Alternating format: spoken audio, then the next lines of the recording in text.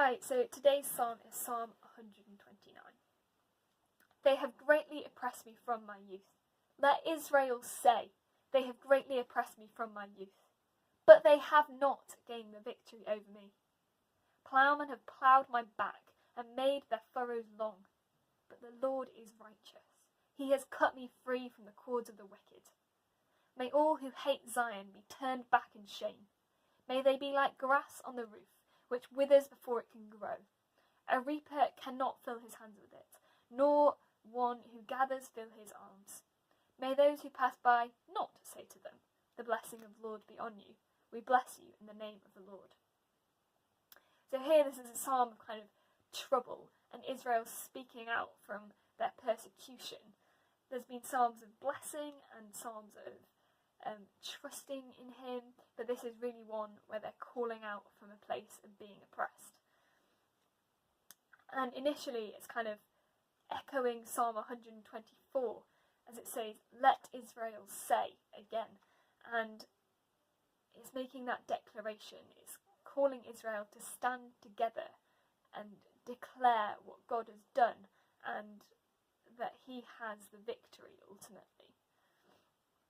So yes, they're recognising that they've been oppressed, they're recognising what has come against them, but they're declaring and they're saying together that they have not gained the victory over them, that God has won, and we can stand together and say that together as well as a powerful declaration in our lives that God has won.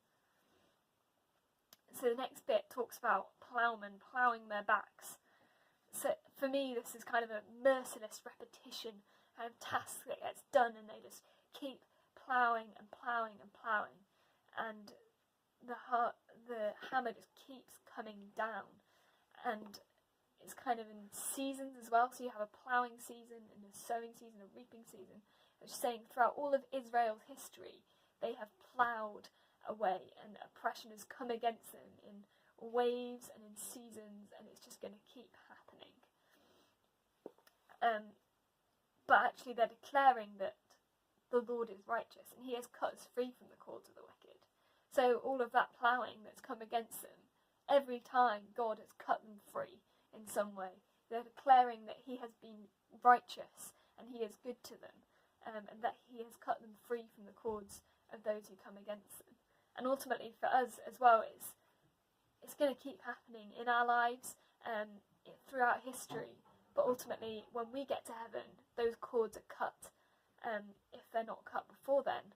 And as a people, as Christians, when Jesus comes again, they'll ultimately be fully cut then, because God has won. He has won the victory.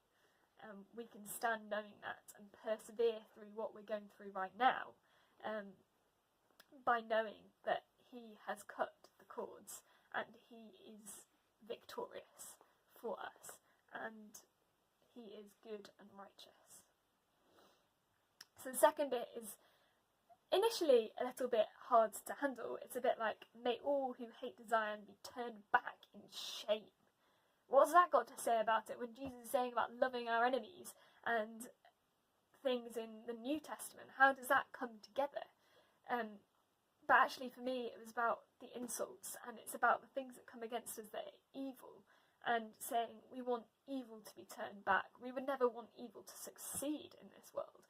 We wouldn't want it to take root or anything like that. So it's praying against that, and it's saying may that evil be turned back. We can still love the person, but we don't love the evil, and we want that to be turned back and stopped in its tracks.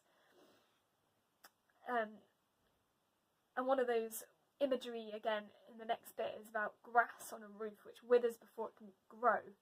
A reaper cannot fill his hands with it, nor one who gathers fill his arms. So in the time of Israel they had flat roofs, and when the grass seeds would blow across the land, some of it would land on the roofs and it would sprout up, but it would wither before it can grow because it wouldn't be able to take root. There would be no soil on the roof for it to fully grow.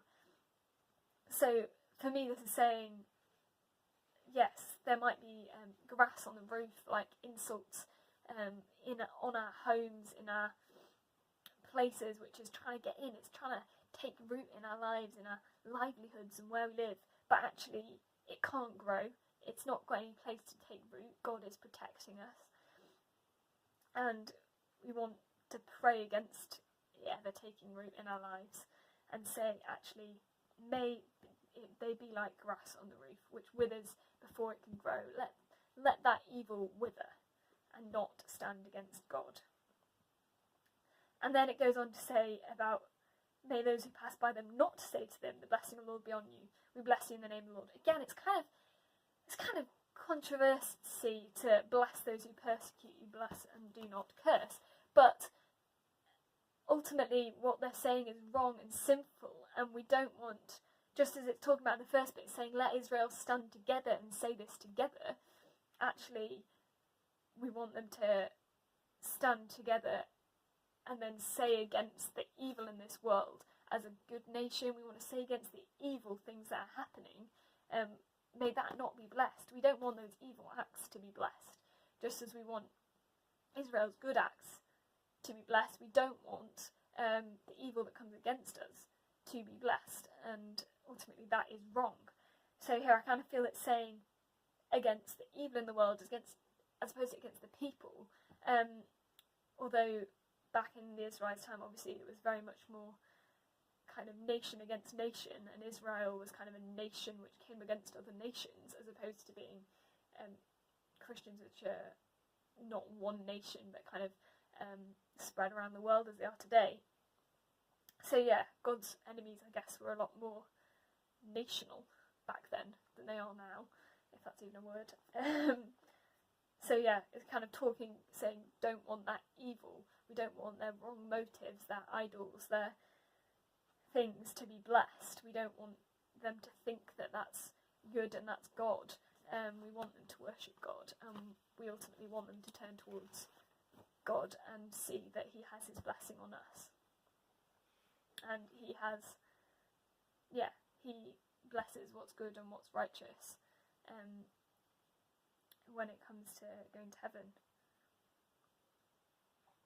So yeah, the whole of this psalm, I want to just encourage you and say that despite the fact that people come against God's people, and they always have done, and there's persecution, and yeah, it really sucks when it's happening to you, but ultimately, actually, God has the victory.